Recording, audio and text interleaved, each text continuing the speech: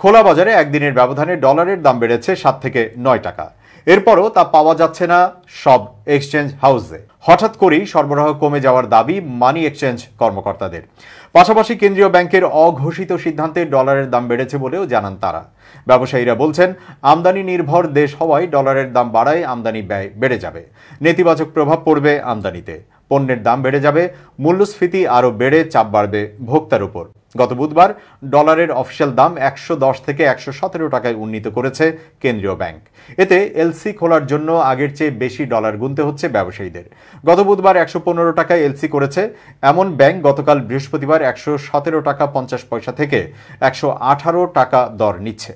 ব্যাংকে ডলারের দাম 7 টাকা বাড়লেও খোলা বাজারে ডলারের দাম বেড়েছে 7 থেকে 9 টাকা পর্যন্ত। ঢাকার বিভিন্ন মানি এক্সচেঞ্জে খোঁজ নিয়ে জানা গেছে প্রতি ডলার বিক্রি হচ্ছে 125 টাকা দরে। হঠাৎ করে ডলারের দাম বৃদ্ধি নিয়ে খাত সংশ্লিষ্ট ব্যক্তিদের মধ্যেই দুই ধরনের মতামত তৈরি হয়েছে। কেউ বলছেন ডলারের দাম বাড়ায় আমদানি রপ্তানিতে কোনো প্রভাব পড়বে না, আবার অন্য পক্ষ বলছে আমদানি নির্ভর সব ধরনের পণ্যের দাম বেড়ে যেতে পারে। ব্যবসায়ীদের শীর্ষ সংগঠন এফবিসিসিআই এর সাবেক সহসভাপতি এবং বাংলাদেশ দোকান মালিক সমিতির সভাপতি হেলাল উদ্দিন বলেন, আমাদের দেশ আমদানি নির্ভর। দীর্ঘদিন ধরেই আমাদের অর্থনীতি চাপে আছে। এখন হঠাৎ করেই ডলারের দাম খুব বেশি হলে এর নেতিবাচক প্রভাব তৈরি হবে এবং বিশেষ করে আমদানিতে এই প্রভাব পড়বে। পণ্যের আমদানি খরচ বেড়ে যাবে অনেক। এতে পণ্যের দামও বাড়াতে বাধ্য হবেন আমদানিকারকরা। তিনি বলেন, হঠাৎ করেই ডলারের বেশি দাম বাড়ায় এমন সিদ্ধান্তে চাপে পড়বেন ভোক্তারা। মূল্যস্ফীতি আরও বেড়ে যাবে, মানুষ কষ্ট পাবে।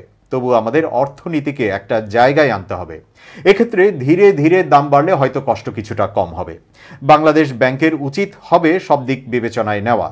নিট পোশাক শিল্প মালিকদের সংগঠন বিকেএমই এর নির্বাহী সভাপতি মোহাম্মদ হাতেম বলেন, এমনিতেই ব্যাংকে গেলে নির্ধারিত দামে ডলার পাওয়া যায় না। এখন যে দাম নির্ধারণ করা হয়েছে তা যেন ঠিক থাকে। আমদানিকারকরা যেন এ দামেই ডলার পান, তা নিশ্চিত করতে হবে বাংলাদেশ ব্যাংকে। তা না হলে ব্যবসায়ীরা বেশি দামে ডলার কিনে পণ্য আমদানি করবেন। এতে দেশে পণ্যের দাম বেড়ে যাবে। রাজধানীর ফকিরাপুল, পল্টন, মতিঝিল ও দিলকুশা এলাকার মানি এক্সচেঞ্জগুলো সরেজমিনে পরিদর্শনে দেখা গেছে, গত বুধবার প্রতি $1 ক্রয় রেট ছিল 114 টাকা 50 পয়সা, বিক্রি হয়েছে 116 টাকায়। গতকাল বিক্রি চলছে 125 টাকায়। আর কেনার ক্ষেত্রে এক্সচেঞ্জ হাউসগুলো যে যার মতো করে দর ঠিক করে দিচ্ছে।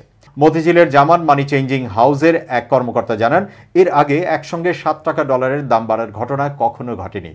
বাংলাদেশ ব্যাংক একদিন আগে ডলারের মূল্য বাড়িয়ে দেওয়ার জন্য আজ খোলা বাজারেও এর প্রভাব পড়েছে। তাছাড়া এখন ডলারের সরবরাহ কম।